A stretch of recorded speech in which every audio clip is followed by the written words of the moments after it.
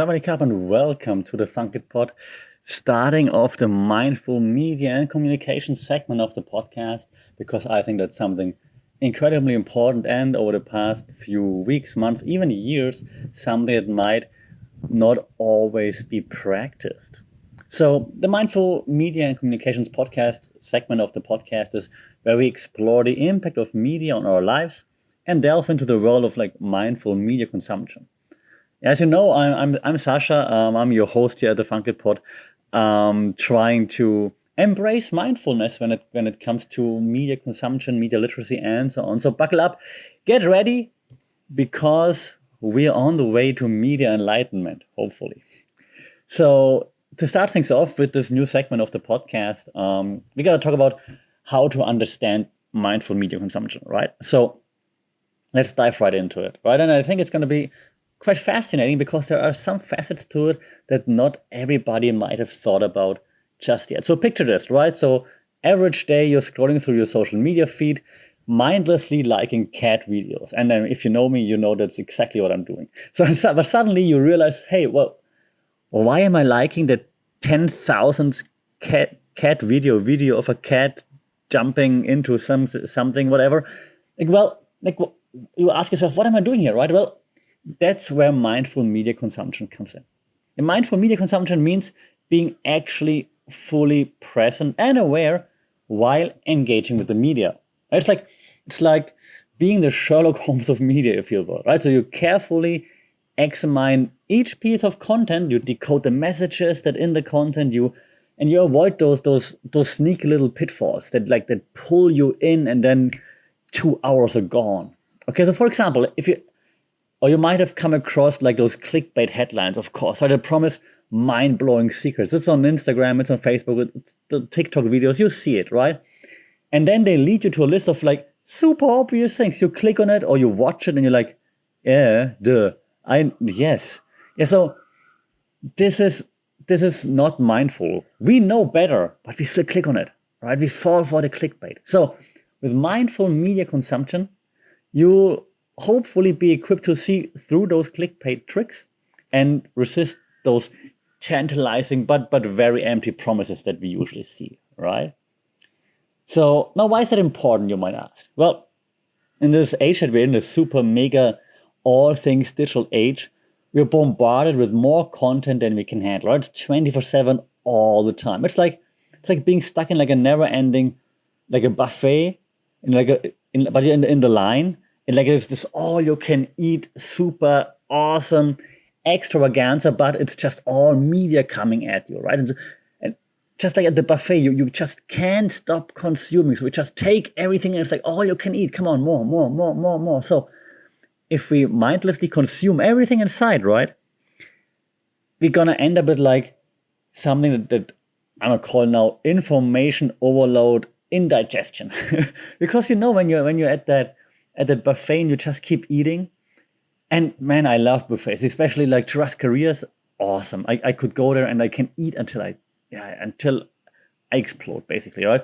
So the same thing with the media. Media is awesome, but if you just consume those mindless stuff or everything just mindlessly, then we might end up with this information overload, indigestion. And that's obviously not good for our well-being, right? Especially when it comes to media, for our mental well-being. When you're at the buffet, it's also your physical well-being, but in the media, it's of course mostly our mental well-being. Let me just try to paint another picture for you, right? Imagine you binge watch an entire season of whatever Netflix, Hulu, HBO show you're watching right now. Not The Idol, because it's terrible, but any other show that you're binge watching, yeah?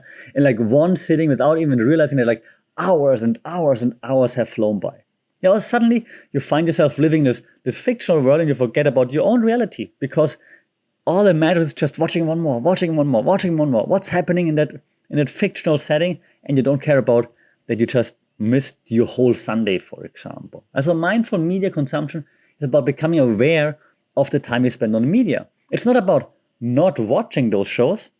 It's just about becoming more aware of how to consume those shows and how to consume any kind of media. You have to set boundaries, and you have to make intentional choices about what we consume. That's not to say that you shouldn't watch entertainment. Yes, you should watch entertainment. The same thing goes for news, for example. You know, if you're just watching news 24/7, you're gonna get super depressed, obviously. And that's a different topic for a different time, like why this is the case. But yeah, so those boundaries and making choices is super important. Okay? So to help us grasp that concept further, let's take another example, right? We had the buffet first. I give you one more food example just to drive home that point. Yeah, you're sitting in front of Netflix, and not sponsored by Netflix, but you're sitting in front of Netflix and you just eat a bag of chips. You can just keep eating while you're binge watching, I don't know, your favorite show, whatever that might be. Again, not The Idol on HBO. So, before you know it, the bag is empty, right? And you didn't even enjoy the taste because you're just watching and just eating. Yeah, so that's not what we want. Yeah, mindful consumption is about sitting down and enjoying that delicious, in this case, snack. It doesn't need to be a healthy snack. It can be potato chips that aren't super healthy, but once in a while it's totally fine to have those. But then you have to enjoy it, right? So you savor each bite and you appreciate the flavors. Like, hey, that's a really good potato chip, for example. And you engage in mindful eating. And the same thing goes for media consumption. You savor the content, enjoy the content, engage with the content, think about it. Don't think about it. Be happy when you watch something silly. That's totally fine. But do it mindfully, because then you can enjoy it. And then with setting those boundaries that we mentioned earlier, you can also say, okay, it's been an hour. That's enough now, for example. Okay. So I hope you're by now mindful media enthusiasts after that quick intro. So by practicing mindful media consumption, we actually reclaim control over our media experience, because we are deciding how much do we consume, how much don't we consume, when do we stop consuming, okay? So another example, now a media example, okay? For instance, influencer envy, right? We often find ourselves comparing our lives to seemingly perfect lives of influencers on social media, right? We're all guilty of that. Be that lifestyle influencers, be that sports influencers, be that food influencers, whatever that might be, right? So with mindful media consumption, we recognize that those picture perfect moments are just curated glimpses into their lives. And we can focus on appreciating our own unique journeys, because we also have cool moments in life. And once we realize mindfully that those influencers aren't all that, and we know it, right? We know that. We just need to be mindful about it, to be aware of it. Then we can appreciate our own lives, our own journeys much, much better. So in the next episodes here on the Funkit Pod, as part of that mindful media consumption segment that we have now, we will explore various strategies and techniques to help us become more mindful, like real mindful media consumers. From setting boundaries on screen time, for example, to developing media literacy skills, and we're gonna equip ourselves with the tools to navigate the media landscape in a more mindful and a more intentional way. Yeah, so grab your virtual mindfulness mats if you want to, or just do it on the grass, of course, my friends, because we're about to embark on a very, very mindful media adventure in the episodes to come. So I hope you're ready, and I hope you're excited, because, like I said, I think it's very, very important. And yeah, throughout this podcast series, we're going to dive into more examples in regards to what is mindful media, what is not mindful media. We explore a different range of topics, from understanding the power of storytelling in media, for example, to decoding advertising techniques, to developing media literacy skills, as mentioned earlier. We're going to invite some experts, share more tips, dive into more case studies to deepen the understanding of what is mindful media consumption. Yeah, together we're going to navigate that huge media landscape out there with like a discerning eye, hopefully. We learn to appreciate the positive aspects as well. It's not just bad aspects in media, right? mean, I work in the media field, so I'm of course excited that the media is there, that we have the media. So I'm not hating on it.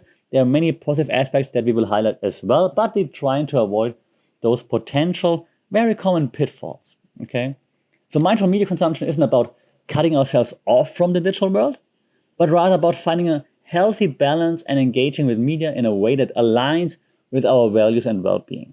So I hope you're going to join me on this exciting journey as we uncover those secrets of mindful media consumption. And so I hope you stay tuned for the next episode where we'll delve into the fascinating world of media storytelling and its impact on our perceptions. So remember, being mindful media consumers, we have the power to shape our media experiences and create a positive impact on ourselves and on society. And that's what really matters. So thanks for tuning into this new segment that I call Mindful Media Communications here on the Funk It Pod.